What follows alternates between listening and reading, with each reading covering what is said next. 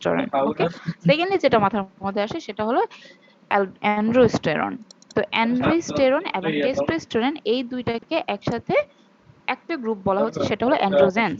মনে রাখবা, সবসময় মেল হরমোনস বা মেল সেক্স হরমোনস বা মেল রিপ্রোডাক্টিভ হরমোন এগুলো বলা থাকবে না, বলা থাকবে কি এই নামটা, কেমিক্যালস নেমটা মনে থাকবে, অ্যান্ড্রোজেন জি ম্যাম। এবং ওয়েস্ট্রোজেন্স। ওকে, সো যেটা আমরা সবসময়, আমিও ছোটবেলায় পড়ে আসছি যে টেস্টোস্টেরন হলো একমাত্র মেল সেক্স হরমোন। অবভিয়াসলি না, এখন থেকে মনে রাখবা টেস্টোস্টেরন প্লাস অ্যান্ড্রোস্টেরন এই দুইটা, এবং অ্যাকচুয়ালি এদেরকে বলা হয় অ্যান্ড্রোজেন্স। যদি কেউ কখনো এরকম করে জিজ্ঞেস করে তখন বলতে হবে অ্যান্ড্রোজেন্স, ঠিক আছে? দেন যদি তোমাকে আলাদা করে ক্লাসিফাই করতে বলে দেন এগুলোর নাম বলবা।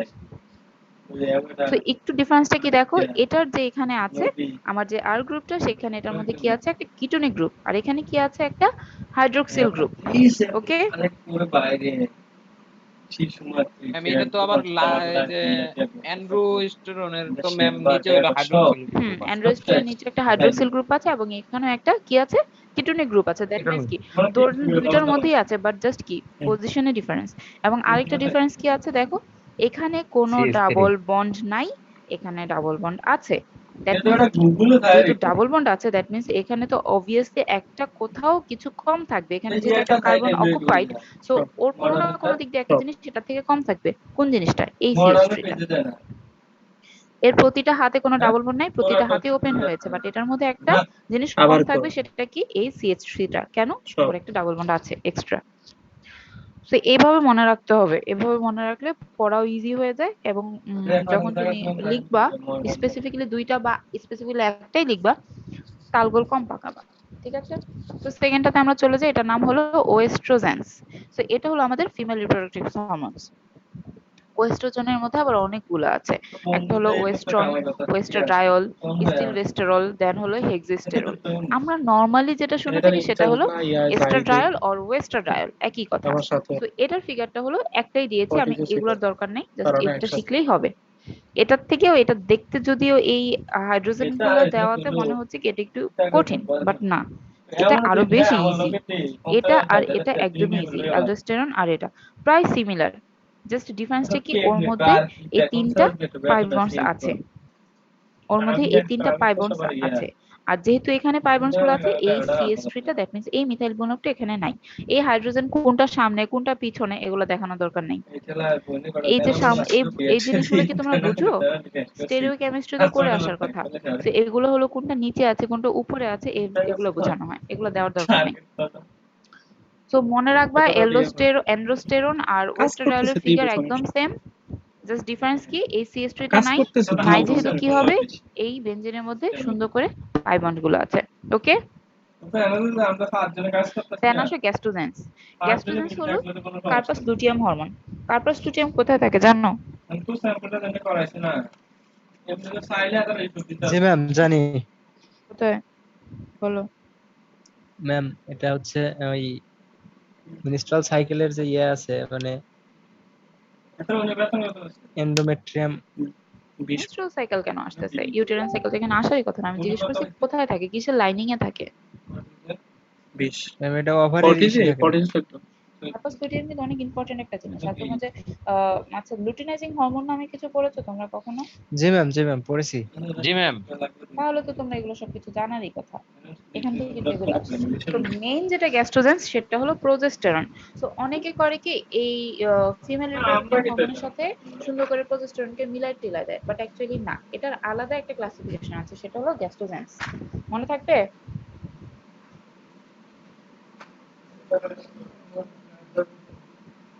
অনেক কিছুই আমরা ভুলভাল শিখে আছি, বাট যত উপরে যাবো তত কিছু দেখবো আরে না এটা তো কি শিখলাম, এখন থেকে দেখতেছি আরেকটা। জি ম্যাম, যত বেশি জানবে তত বেশি নিজের প্রতি ম্যাম কি কমে যায়, ম্যাম এটি কার্পাস লুটিয়াম নাকি আচ্ছা কমে কার্পাস যায়। Luteum ma'am? এটা কার্পাস লুটিয়াম।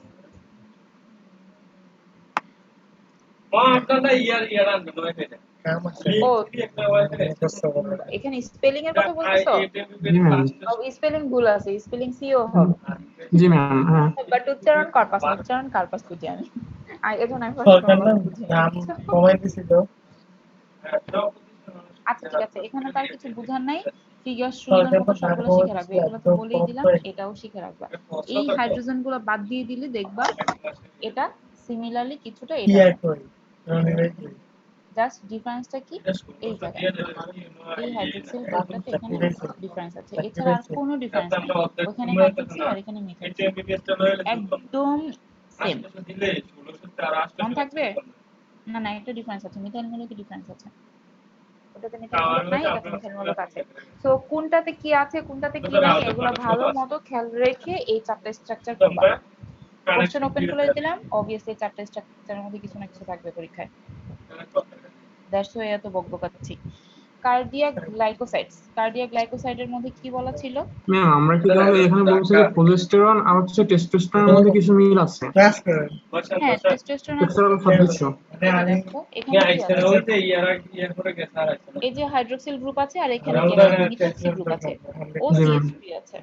আর হলো এই যে ডাবল বন্ড, এই যে ডাবল বন্ড, এই যে কিটোক্সি গ্রুপ, এই যে কিটোন গ্রুপ, এই যে কিটো গ্রুপ, দেখো এখানে একটা CH3 এখানে নাই, বাট এই CH3 টা এদিকে আছে, এবং সিমিলারলি এদিকেও আছে এদিকেও আছে CH3। এই হাইড্রোজেন গুলোকে বাদ দিয়ে দিলে তো দেখো একদম ইজি হয়ে যাচ্ছে স্ট্রাকচারটা। এগুলো রেকর্ড হয় তো ক্লাস অনেক হাবিজে আপনারা তো মনে না এখন আমরা কার্ডিয়াক গ্লাইকোসাইড দেখবো। কার্ডিয়াক গ্লাইকোসাইডে কি বলা ছিল? where R is a YouTube চ্যানেলটা lactone ওপেন না, ring, এটা that কি means প্রাইভেট? R এর মধ্যে একটা ল্যাকটোন রিং থাকবে। এটা হলো আমার কার্ডিয়াক গ্লাইকোসাইড। এই যে দেখো এটার যে আর গ্রুপটা আছে, এই যে 17 নাম্বার, এখানে হলো এই ল্যাকটোন রিংটা আছে, এবং বলা ছিল ওরা হলো কিছু কিছু সুগার মইটির সাথে অ্যাটাচ থাকবে। এগুলো হলো এক একটা পাঁচটা সুগার একটু মইটি, শেষ ইয়েও এগুলো এই যে এগুলো গোল সুগার পাইতেছে মইটি। না, এটা কি সুগার বলো তো, দেখতে অনেক সারাদিন ইজি, ডিউটি লাইক করে কিছুটা ডিএনএ স্ট্রাকচারের মতো লাগতেছে না? Ribose sugar. সো ওরা যে বন্ডটা দিয়ে আছে আলফা 16 বা আলফা বিটা 16 কিছু হবে, আমি ভুলে গেছি এগুলা। ডেক্সট্রন বা আরো কিছু অ্যামাইলোজ টাইপের জিনিসপত্র পড়ে আসছি না আমরা একদম যখন কার্বোহাইড্রেট পড়ি, ছোটবেলার ইন্ট্রোডাক্টরি বায়োকেমিস্ট্রি যখন পড়ছি তখন এগুলো শিখছো না? কোনটা আলফা 14 বন্ড, কোনটা বিটা 16 হ্যান ত্যান উল্টানো, এরপর সোজা এই বন্ড গুলো দিয়ে যে সুগার মইটি হয়। তো এটা হলো আমার অ্যাকচুয়ালি স্টেরলের ফিগার। এটা আমার 17 নাম্বার পজিশনে আর গ্রুপের জায়গায় আছে ল্যাকটোন রিং, এই যে 17 নাম্বার আর গ্রুপের জায়গায় আছে ল্যাকটোন রিং, আর এটা এক টাইপের সুগার, এটা আরেক টাইপের সুগার। সো কার্ডিয়াক গ্লাইকোসাইডের দুইটা স্ট্রাকচার দেখানো আছে, এত কঠিন বলে আমি শিখতে বলবো না, দরকার নেই। জাস্ট নামটা জেনে রাখো, একটা হলো কি ডিজিটক্সিন আর একটা হলো ডিগোক্সিন। ওকে, নাম জানলেই হবে। যদি কখনো কেউ জিজ্ঞেস করে যে কার্ডিয়াক গ্লাইকোসাইড নাম শুনছো, বলতে তো পারবা জি স্যার নাম শুনছি, মনে থাকবে। বাট বেসিকটা যাতে মনে থাকে যে আমার সুগার মইটা অ্যাটাচড থাকবে এবং কি থাকবে, ল্যাকটোন রিং থাকবে। যখন এটাকে আমি কি করব, হিটেড করব বা এটাকে কোনো রিঅ্যাকশনে যাব, ওরা হলে সুগার মইটিটাকে ছেড়ে দিবে। দ্যাট মিন্স কি একটা সুগারেটেড জিনিস সে প্রডিউস করতেছে প্রোডাক্ট হিসাবে। দেন বাইল সল্টে আসি। বাইল সল্ট কি বলা ছিল? এই যে bile salt, where R is essentially a 5-carbon side chain ending with a carboxylic acid moiety. That means কি একটা 5 কার্বনের সাইড চেইন থাকবে এবং অবশ্যই সেটা কার্বক্সিলিক অ্যাসিড মইটি দিয়ে শেষ হবে। এটা হলো আমার কি বাইল সল্ট। এই যে দেখো এটা হলো আমার 5 কার্বন চেইন, গুনিয়ে আসি আমরা 1 2 3 4 5। দ্যাট মিন্স এখানে আমার কি আছে, কার্বক্সিলিক অ্যাসিড আছে না, কার্বক্সিলিক অ্যাসিড দিয়ে তো শেষ হয়েছে, রাইট? জি ম্যাম। এটাই। সো এগুলা দেখলে যাতে মনে পড়ে কি শিখছিলাম, কোথায় কি ছিল। তো একটা স্ট্রাকচার অ্যাটলিস্ট শিখো বাইল সল্টের, দুইটা যদি না শিখতে চাও। ফলিক অ্যাসিড কি থাকবে, এই হাইড্রোজেন সব বাদ দিয়ে দিবা। কিছু মনে রাখতে হবে কি, 3টা হাইড্রোক্সিলিক গ্রুপ মনে রাখতে হবে। এখানে একটা সুন্দর, এটা খুবই সুন্দর একটা স্ট্রাকচার।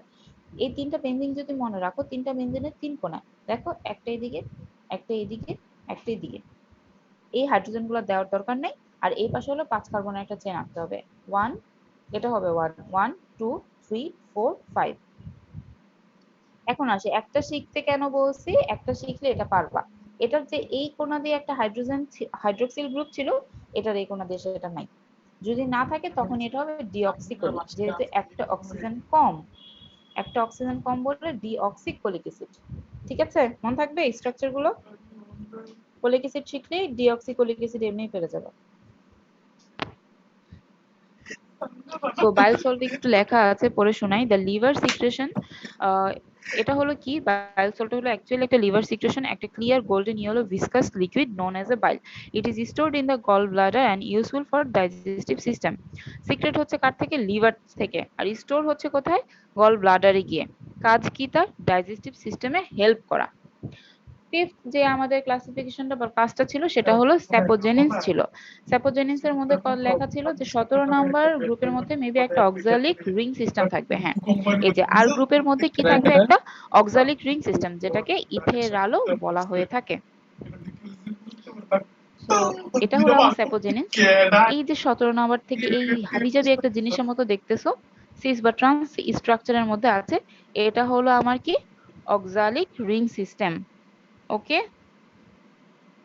মনে থাকবে, এগুলা মনে থাকার জি দরকার ম্যাম। নেই। সাপোজিনিস অনেক হিউজ একটা, অনেক বড় একটা জিনিস।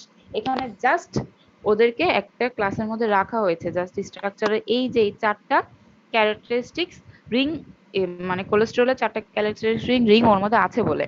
ঠিক আছে, সো আমি এই জিনিসটা নিয়ে এত ঘাটাবো না, তোমাদের এত কিছু জানাও লাগবে না। এটা সাপোজিনিস হিউজ আলাদাই একটা জিনিস। এখন আসি আমরা ডিটেলসে একটু কিছু কিছু হরমোনস এর জিনিসগুলো দেখবো, দুইটাই দেখবো, খালি একটা মেলটার আর একটা ফিমেলের। দেন হলো আমরা স্টেরলের বায়োসিনথেসিস দেখি, স্টেরল শেষ করে দিব। এটা আমরা জানি। আমরা যে সেক্স হরমোন, তারপর হচ্ছে কার্ডিয়াক, যেগুলো দেখতেছি বাইল, মানে বাইল সল্ট, ম্যাম এগুলো ন্যাচারাল প্রোডাক্টের মধ্যে কিভাবে ই হচ্ছে, মানে আমরা যে সাবজেক্টটা পড়তেছি ম্যাম এর সাথে কিভাবে সম্পর্কিত ম্যাম?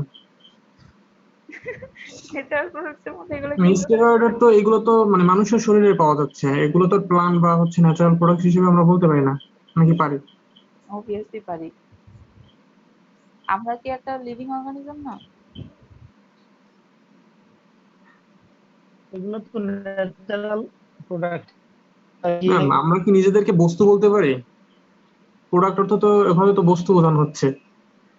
না, প্রোডাক্ট বলতে কোনো বস্তু বোঝানো হচ্ছে না। নেচার বলতে বোঝা হচ্ছে যে নেচার থেকে যে জিনিসগুলো আসতেছে, যে তুমি চাইলে ঠাস করে অন্য জায়গায় আর্টিফিশিয়ালি প্রডিউস করে ফেলতে পারবো না। এখন অবভিয়াসলি করা যাচ্ছে, অনেক অনেক জিনিস আসছে, বাট এগুলো কিন্তু ফার্স্টে করা যেত না।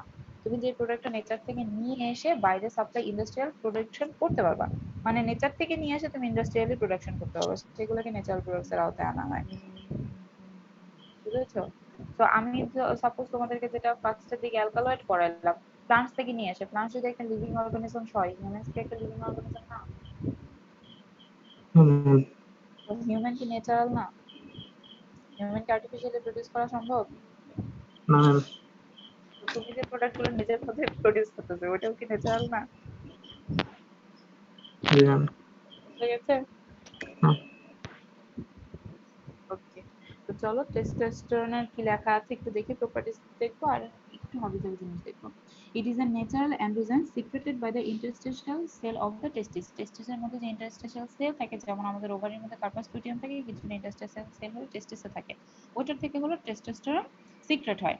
It is a necessary for normal spermatogenesis and for the development of the male secondary sex characteristics, male secondary sex characteristics, and for the growth at puberty of the sexual apparatus.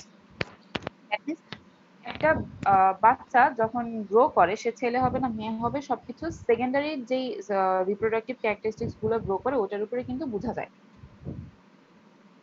বাচ্চা মানে যখন আমি বলতে চাচ্ছি, সে যখন মায়ের পেটে থাকে, ঠিক আছে, ফিটাসটা, বাচ্চা বললে হবে না, ফিটাসটা যখন গ্রো করে, তো ফার্স্টে যে রিপ্রোডাক্টিভ সিস্টেম গুলো গ্রো করে তখনই কিন্তু ডিভাইড হয়ে যায় না, যে সেটা কি মেল ক্যারেক্টারিস্টিক্স সে অ্যাপিয়ার হবে নাকি ফিমেল ক্যারেক্টারিস্টিক্স গুলো অ্যাপিয়ার হবে। এটা হয় মেবি তোমার 2 সপ্তাহ না জানি কতদিন পরে, আমি ভুলে গেছি সত্যি এক্স কথা এক্স বলতে। আর এক্স ওয়াই যেটা আছে। হ্যাঁ, এসআরওয়াই জিন সম্পর্কে তোমরা পড়েছো? এসআরওয়াই জিন, এটা এটা পড়ো নাই? হ্যাঁ, না পড়ছিলাম। ম্যাম, আমি অনেক আগে ছোটবেলায় পড়ছিলাম এক্স ওয়াই। এক্স ওয়াই এর কথা বলতেছি না, এসআরওয়াই জিন না একটা। ম্যাম সেটা করিনি তোমরা কি পড়ে ফিজিওলজি পড়া শেষ তোমাদের? ম্যাম। ওই সময় করোনার ইফেক্টের কারণে আমাদের ল্যাকিং চলে আসছে আচ্ছা, তার ওই এক সেমিস্টারে। রিপ্রোডাক্টিভ সিস্টেম পড়ছো না পড়ো নাই? আচ্ছা ঠিক আছে, বাদ দাও।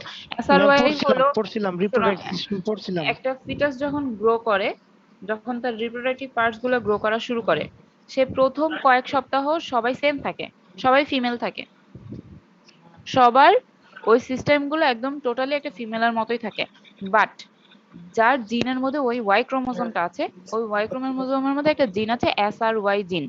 ওইটা হলো 2 সপ্তাহ বা 3 সপ্তাহ পর হলো ওই জিনটা এক্সপ্রেস করা শুরু করে। যখন একটা ফিটাসে SRY জিন এক্সপ্রেস করা স্টার্ট করে, তখন হলো এই মেল রিপ্রোডাক্টিভ সিস্টেমের সেকেন্ডারি ক্যারেক্টারিস্টিক্স গুলো আস্তে আস্তে গ্রো করা স্টার্ট করে। দ্যাট মিন্স তখন ডিফাইন্ড হয়ে যায় যে এই ফিটাসটা কি ছেলে নাকি মেয়ে।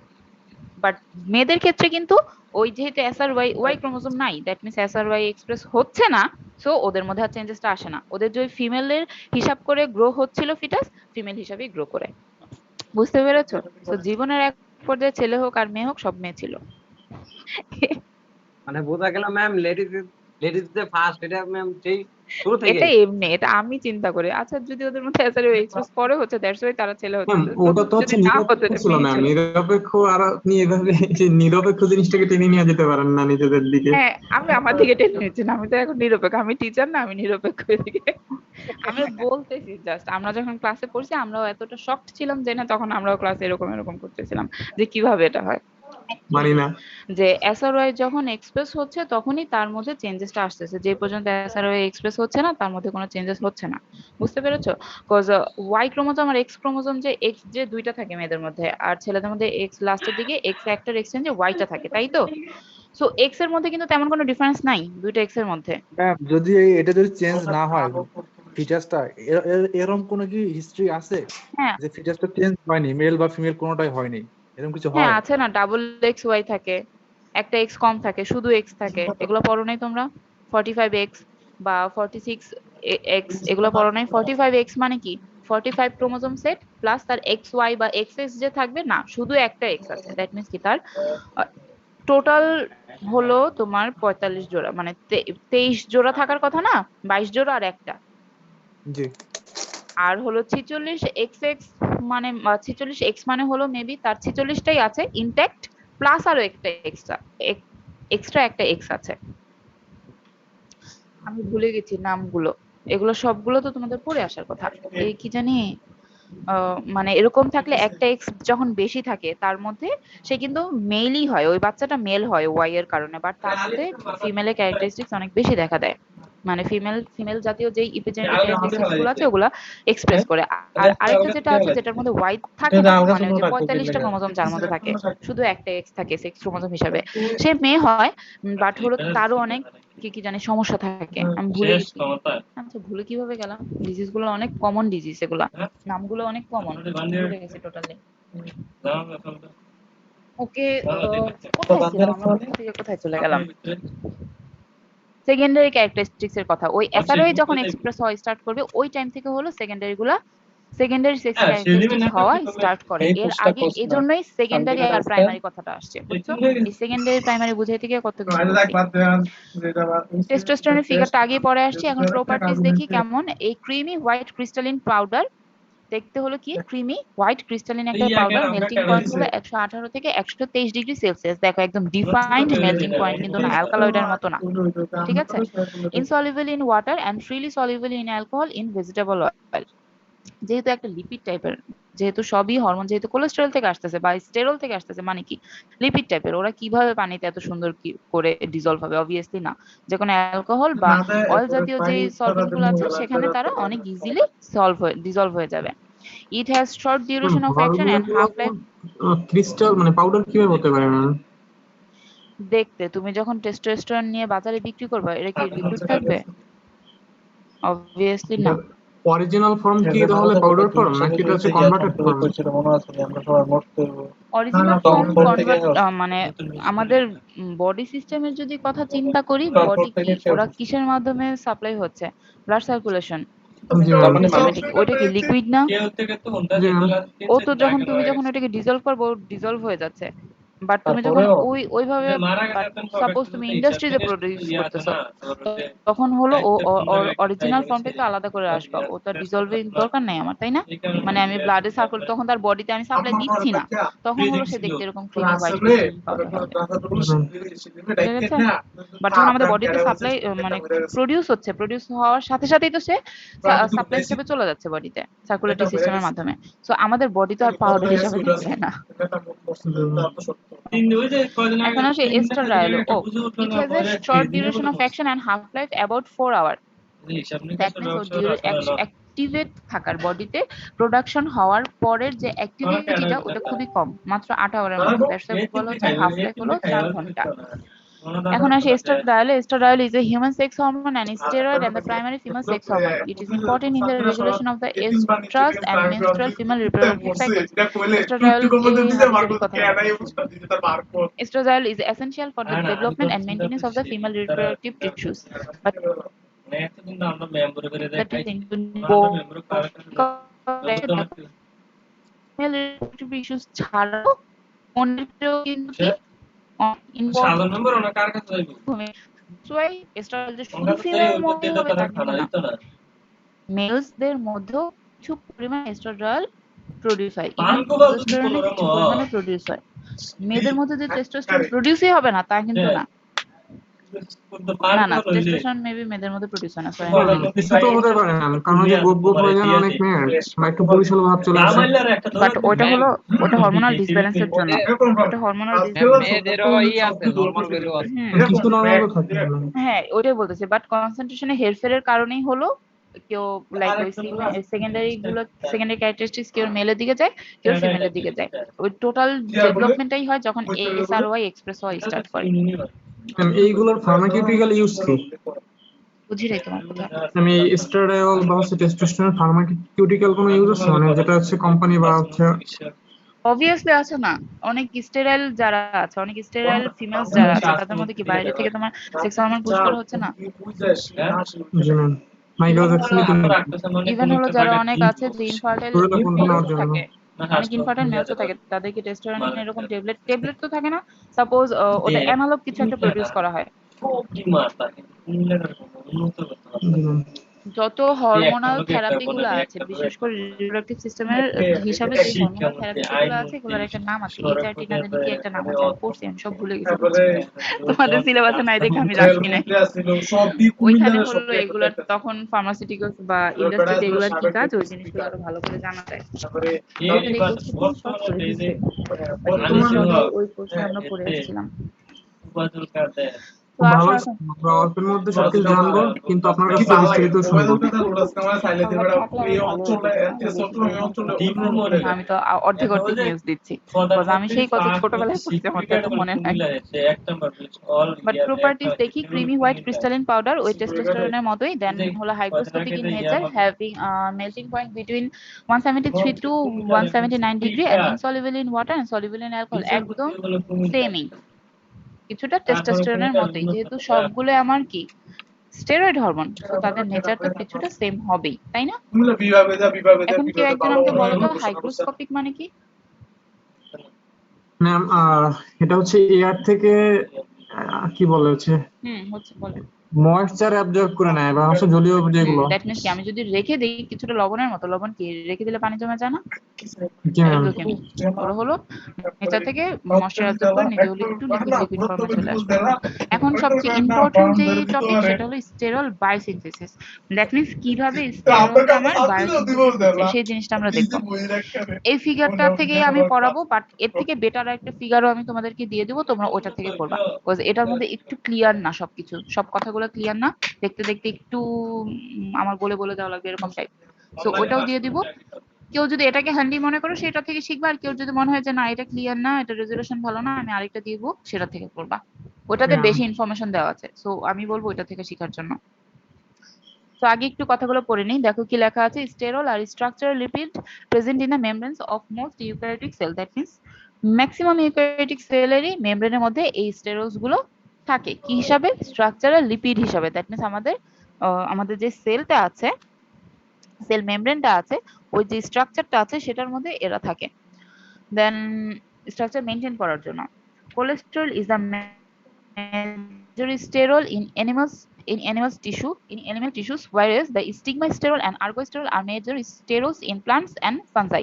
That means হলো কি বলতেছে যে অ্যানিমালের ক্ষেত্রে মেজর স্টেরল কোনটা? কোলেস্টেরল, বাট প্ল্যান্টস এর ক্ষেত্রে কি স্টিগমাস্টেরল, আর আর্গোস্টেরল কাদের জন্য? পাঞ্জাবে ফানগির জন্য। এটা তোমাদেরকে আগেও আমি পড়ে আসছি, তাই না? ফাইটো, দেন হলো মাইকো, এগুলো পড়ে আসছি। Okay, sterol define the membrane fluidity and permeability, এই কথাগুলো আগে লেখা আছে, আবারও বলতেছি। Modulate activity of the membrane bound proteins and ion channel. আচ্ছা, কেউ একজন আমাকে বলো তো, তোমরা কি মেমব্রেন বাউন্ড এগুলো কয় প্রকার হয় জানো? পড়ো নাই কোথাও? মেমব্রেন বাউন্ডের মধ্যে প্রোটিন গুলি একটু ইমাজিন করো তো, মেমব্রেন একটা, দেন উপরে একটু একটা প্রোটিন বের হয়ে রয়েছে, মাঝখানে একটা থাকে, আবার নিচেও একটা থাকে, এরকম পড়ছো?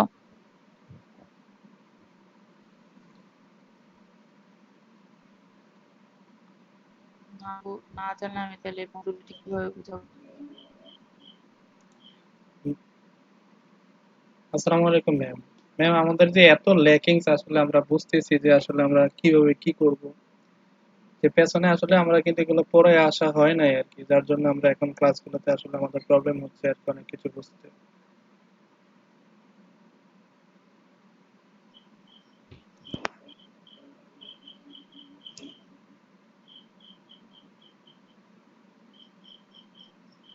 মাঝখানে একটা থাকে।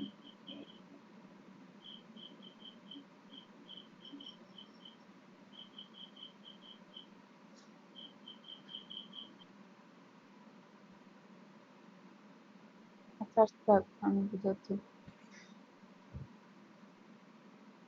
Modulate the activity of membrane bound proteins and ion channels. যখন মেমব্রেন যে একটা থাকে, সেল মেমব্রেন, ওটার মাঝখানে কিছু প্রোটিনস থাকে। কিছু কিছু সেল মেমব্রেনের মধ্যে এরকম আছে যে মেমব্রেনের মধ্যে অল্প একটু একটা প্রোটিনের অংশ লেগে আছে, বাকিটা হলো আউটার সারফেসে আছে বা ইনার সারফেসে আছে। আবার কিছু কিছু প্রোটিন আছে যে একদম টোটালি মেমব্রেনের ভিতরেই থাকতেছে, তার একটা অংশ বাইরে আছে, একটা অংশ ভিতরে আছে। দ্যাট মিনস কি, তার তিনটা পার্টস থাকে। মাঝখানে পার্টটা মেমব্রেনের মাঝখানে, সামনের পার্টটা মেমব্রেনের বাইরে, দ্যাট মিনস সেলের বাইরে, আর আরেকটা পার্টটা সেলের ভিতরে। সো ওদেরকে হলো মাঝে মাঝে মডুলেট করতে হয়, মাঝে মাঝে নড়াচড়া করাতে হয়, মাঝে মাঝে সেল থেকে বের করে দিতে হয়। এরকম আয়ন চ্যানেলও আছে, যে আয়ন গুলো হলো সেল মেমব্রেনের মাঝখান দিয়ে পাস হবে, ওই আয়ন চ্যানেলের মাঝখানে। মনে করো একটা তোমার আঙ্গুলের দিকে তাকাও, ঠিক আছে? আঙ্গুলের দিকে তাকাও, মাঝখানে মনে করো একটা লাইন আছে, সরু একটা পাইপ গেছে, মাঝখানে সিলিন্ডারের মতো একটা পাইপ, ওদিক দিয়ে তুমি কিছু কিছু ছোট ছোট জিনিস তোমার আঙ্গুলের ভিতরে ঢুকাইতে পারবা। বুঝতে পেরেছো? মেমব্রেনটাও কিছু কিছু সেল মেমব্রেনও দেখতে এরকম। কিছু বুঝে না মনে হচ্ছে।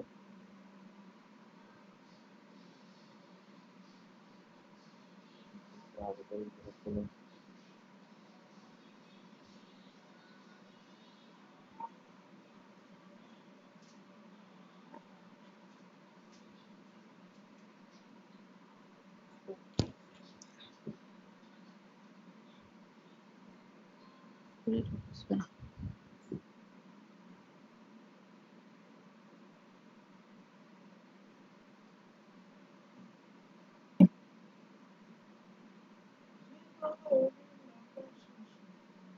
আচ্ছা, এই জিনিসটা ফিগারটা আসুক, দেন আমি বুঝাবো। আমার কথা কি শোনা যাচ্ছে? জি হ্যালো? ম্যাম। ম্যাম, শোনা যাচ্ছে। ওকে, কিভাবে মডুলেট করতেছে বা এই জিনিসটা আমি কি বুঝাচ্ছি, তোমরা যেহেতু মেমব্রেন বাউন্ড প্রোটিন জানো না, সো মডুলেশন কিভাবে হচ্ছে না হচ্ছে এটা বুঝবা না। এইটা আমি এই জিনিসটা পড়ানোর পরে বুঝাবো। চলো আমরা কন্টিনিউ করি।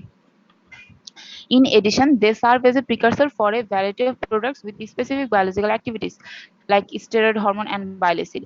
মানে এই স্টেরয়েড গুলো এত কাজ করে, এছাড়াও আর কি কি কাজ করে, যে কিছু কিছু জিনিসের জন্য স্পেসিফিক, কিছু কিছু জিনিসের জন্য যেগুলো হলো আমাদের বডিতে একদম স্পেসিফিক কিছু ফাংশনস করে থাকে, তাদের জন্য তারা প্রিকারসর হিসাবে কাজ করে, লাইক স্টেরয়েড হরমোন বা বাইল অ্যাসিড। স্টেরয়েড হরমোন কি একটা স্পেসিফিক কাজ আছে না? বাইল অ্যাসিডেরও কি স্পেসিফিক কাজ আছে না?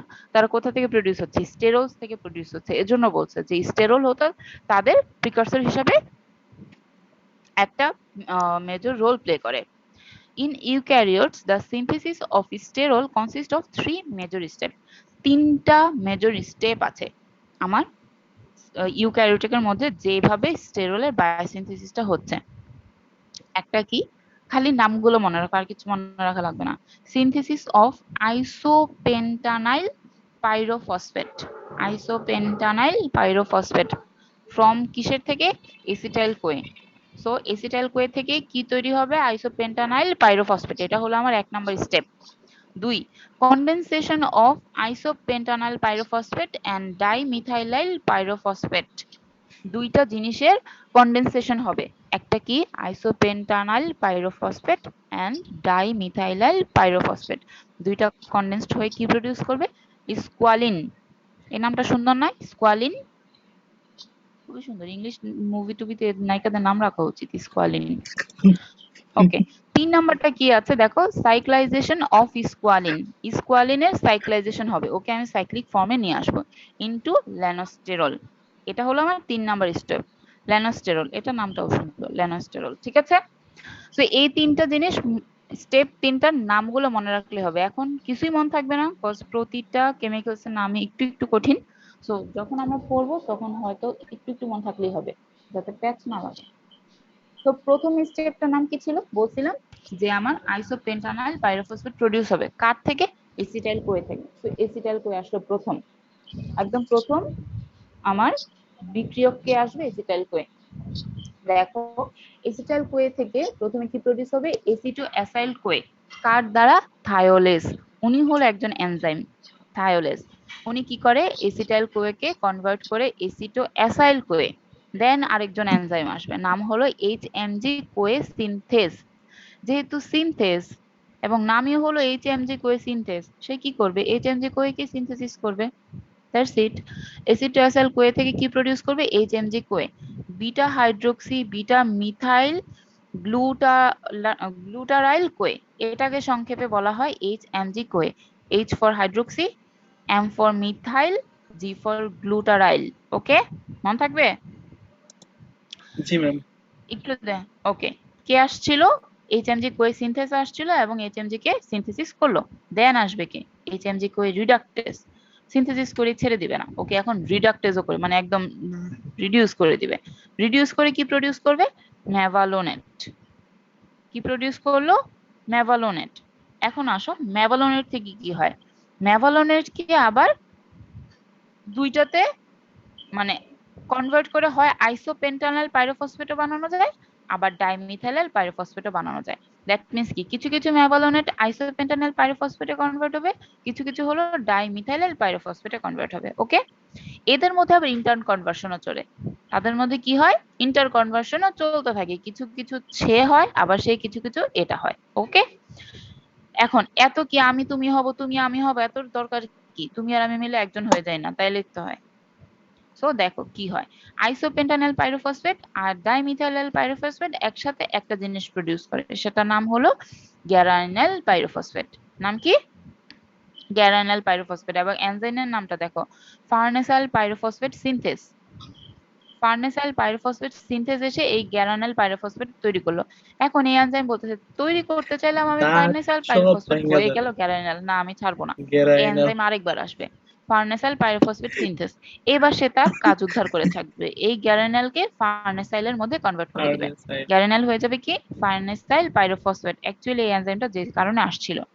ঠিক আছে, এখন ফার্নেসাইল কে আবার কনভার্ট করবে কে? Squalene synthase. এই যে আমার হলিউড মুভির নায়িকা চলে আসছে, এটা হলো নায়িকার আম্মু। স্কোয়ালিন সিনথেস, সেই তো স্কোয়ালিন এসে বানাবে, তাই না? সো এই এনজাইমটা হলো নায়িকার আম্মু। ফার্নেসাইল কি কিসে কনভার্ট করবে? স্কোয়ালিনে কনভার্ট করবে। এটা ছিল আমার সেকেন্ড স্টেপ। কি বলেছিলাম? যে আইসোপেন্টানাইল পাইরোফসফেট আর ডাইমিথাইলাইল পাইরোফসফেট কনডেন্স হয়ে একটা জিনিস প্রডিউস করবে, সেটা হলো স্কোয়ালিন। দ্যাট মিন্স এখান থেকে এতটুকু,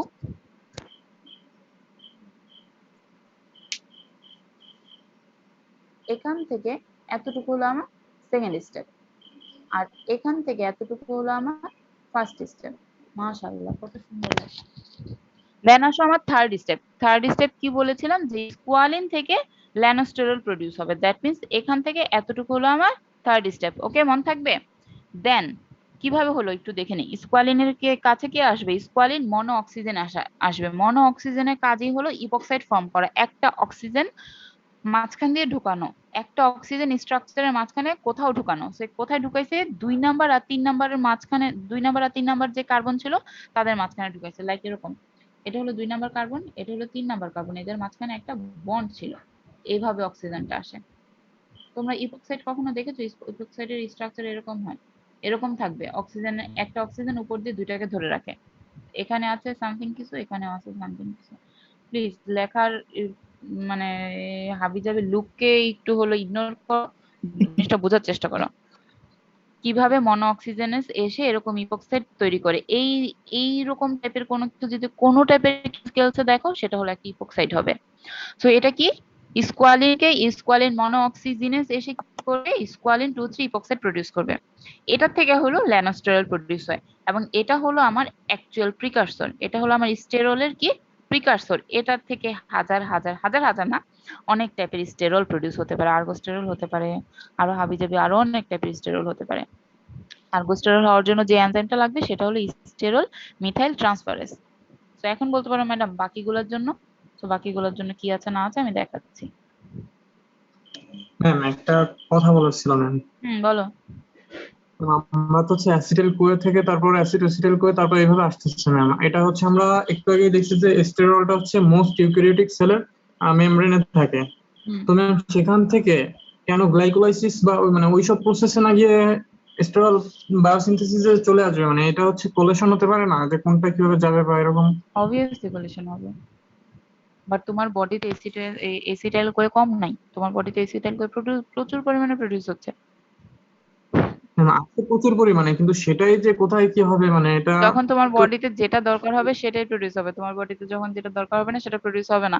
গ্লাইকোলাইসিস কি সবসময় হতে থাকে? না ম্যাম।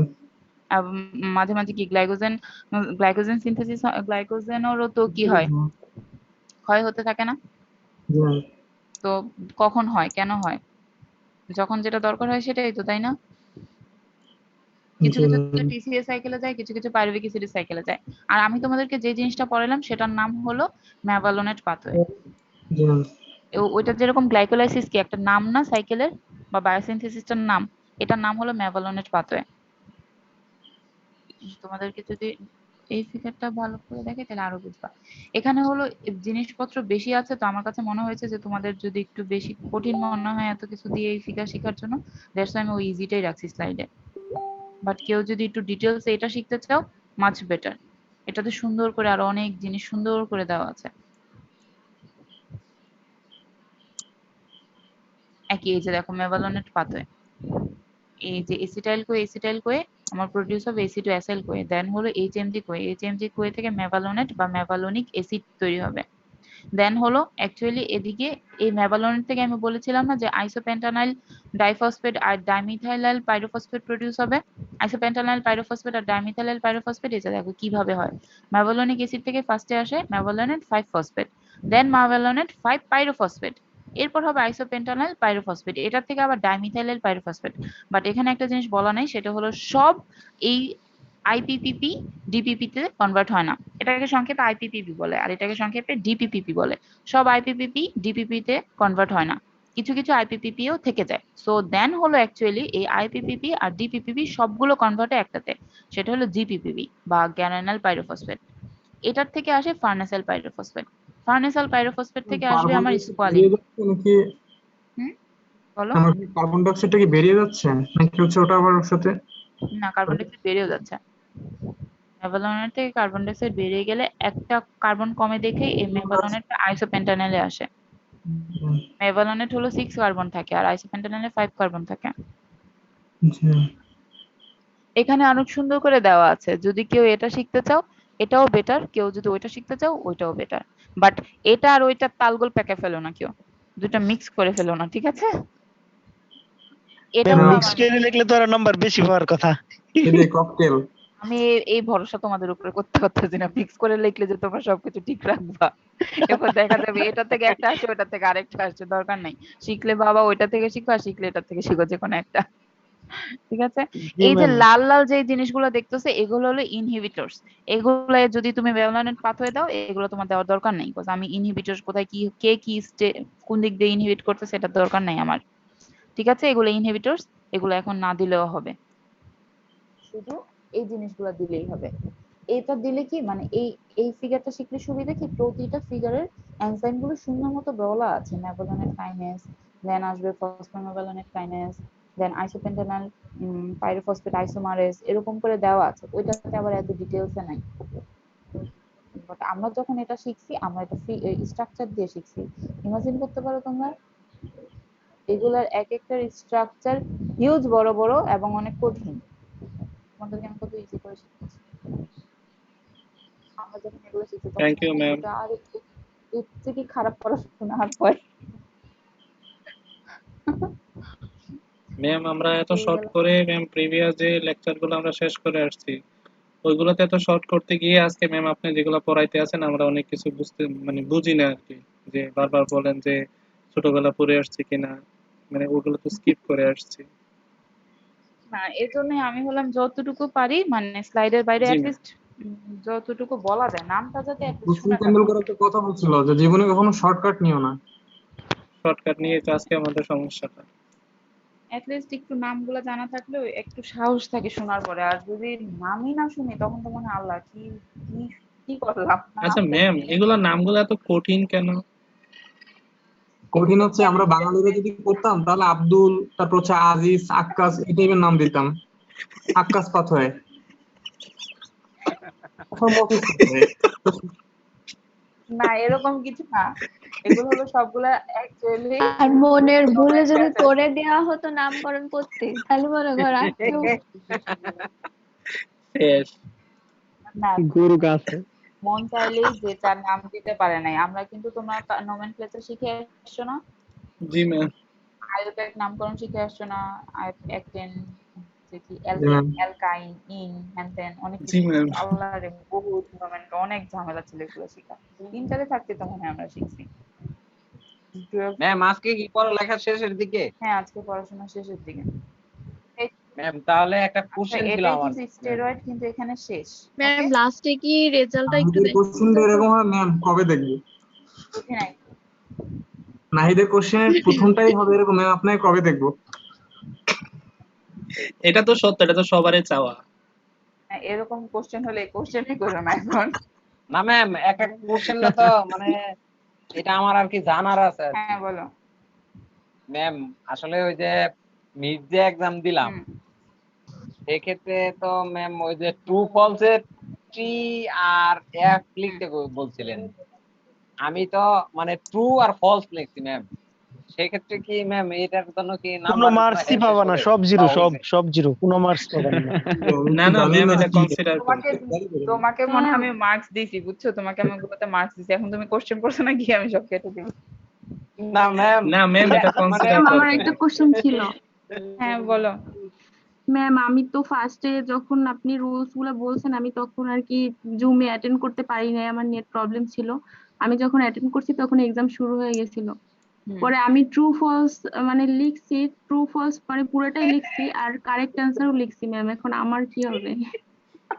তোমার কিছু হবে না, তোমার কারেক্ট অ্যান্সার যদি না হয় তাও তুমি মার্কস পাবা, বাট জি ম্যাম। যদি ট্রু ফলস ভুল হয় সেটা অ্যান্সার পাবা না। যেহেতু আমি কারেক্ট অ্যান্সার চাই নাই, আমি ওটা জাজও করব না। জি ম্যাম। ম্যাম মিডের রেজাল্টটা যদি ম্যাম আরেকবার ওখানে তো দেখাইতেন। টি আর এফ লিখি নাই, মানে ট্রু আর ফলসই লিখছি আরেকবার ওইভাবে, দেখাও, মানে একবার নাহিদ যেভাবে লিখছে। সমস্যা নাই, এগুলো বুঝে নিব। তুমিও বাচ্চা না, আজকে দেখাই আমিও নাই। বাচ্চা না। কালকে আমি মার্কস দেখাবো না, কালকে আমি তোমাদের মার্কস গ্রুপে দিয়ে দিব। দেন হলো ওইখানে যদি কেউ সমস্যা ও থাকে, আচ্ছা, আমি আরো ভাবছি দেখানো হয়ে গেছে। না আমি দেখাই না, আমি হলো মার্কস আপলোডও করি নাই। ভালো হয়েছে ম্যাম, আজকে দেখালে ম্যাম রাতটা খারাপ যাবে যদি খারাপ হয়। তার থেকে দিনের বেলা কষ্টটা তোমাদের দিনের রাত বেলা। খারাপ যাবে না, রাত খারাপ যাবে আমার। ফোন দিয়ে তো এখনই চালাই ফেলবা সবাই, এই জন্য আমি রাতে ম্যাম দেখাবো না। মার্কস কালকে কেমন দিব। হয়েছে ম্যাম ম্যাম? আজকে ফোন দেওয়া হবে না ম্যাম। না আমি কালকে দিব, কালকে আমি এখনো তোমাদের দেওয়ার মতো করে ওই এক্সেল শিট প্রিপেয়ার করি নাই। ম্যাম মার্কস কেমন আসছে ম্যাম আমাদের? কালকেই দেখো, কালকেই তো পাবা। আচ্ছা আজকে ম্যাম। শুনে তোমার ম্যাম বিয়ের আগের রাতে তো মানে বর বউদের একটু এই কিশোর উল্টা পাল্টা যে ছেলেটা কথাবার্তা বলে। ম্যাম আমি অসুস্থ ওরে ছিলাম সবাই পরীক্ষার বলে। সময়। আচ্ছা তোমাদের সেমিস্টার ফাইনাল কবে থেকে বলো তো আমাকে? একাডেমিক্যাল সেপ্টেম্বরের ফার্স্ট উইকে। বুঝি নাই। সেপ্টেম্বরের ফার্স্ট উইকে। সেপ্টেম্বরের ফার্স্ট উইকে, ঠিক আছে। আমি আরো ভয় পাচ্ছিলাম যে সিলেবাস শেষ হবে কিনা। আরে সিলেবাস তো শেষ হয়ে উঠে যাবে। শোনো আমি হলাম কালকে মিডিয়াম মার্কস দেওয়ার পরও তোমাদের নাকি নেক্সট উইকে অনেক বেশি অ্যাসাইনমেন্ট আছে। জি ম্যাম। জি ম্যাম। অনেক ম্যাম, অনেক অনেক। চাইছিলাম আজকে অ্যাসাইনমেন্ট দিয়ে দিতে, শিবলি যেরকম বললো, আল্লাহ না ম্যাম ম্যাম আপনিও আমাদের দিবেন। অনেক অ্যাসাইনমেন্ট ম্যাম। আচ্ছা ঠিক আছে, আমি নেক্সট উইকে দিব না, ম্যাম তাহলে আপনার পরে তো দিতে মেবি হবে। আর দুইটা লেকচার আছে। অ্যাসাইনমেন্টের জ্বালায় মইরা যাইতেছি ম্যাম। ম্যাম আপনার তো আর মেবি দুইটা লেকচার আছে। ম্যাম আপনি ফাইনালের আগে শেষ করতে পারবেন, সো ম্যাম একটু পরে যদি অ্যাসাইনমেন্টটা দেন আমাদের জন্যই ভালো বুঝলেন, হবে। আমার মেবি আর 3টা লেকচার লাগবে, 3টা লেকচার লাগবে, তোমাদের আমি জি ম্যাম। সিটিটা এক্সট্রা ক্লাসে নিয়ে নিব, অ্যাসাইনমেন্ট দিয়ে দিব, সমস্যা নাই। জি ম্যাম। ঠিক আছে ম্যাম তাহলে চলো অন্যান্য কালকে ম্যাম ইয়ার তুলনায় আপনার ম্যাম, ইয়েটা অনেক কম আছে। সাবমিশনটা দেরি করে দিলে হবে।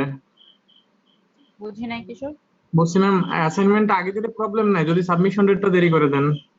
না পরে হলো অনেক ঝামেলা হয়, আমি যে রুলস টুলস দেওয়া থাকে তোমরা সব ভুলে টুলে যাও, কমই থাকবে, তো যখন দিব সাবমিশন ডেট এরকম 4-5 দিন হাতে রেখে দিব, জি ম্যাম। তখনই হয়ে যাবে। ম্যাম ওটাই ভালো হবে ম্যাম, পরে দিলে ম্যাম। হ্যাঁ এখন যেগুলো আছে ওগুলো শেষ করো। জি ঠিক ম্যাম। আছে তাহলে ক্লাস শেষ করে দিচ্ছি, সবাই ভালো থেকো। জি ম্যাম, আসসালামু আলাইকুম ম্যাম। আসসালামু আলাইকুম। ওয়ালাইকুম আসসালাম। ম্যাম আসসালামু আলাইকুম।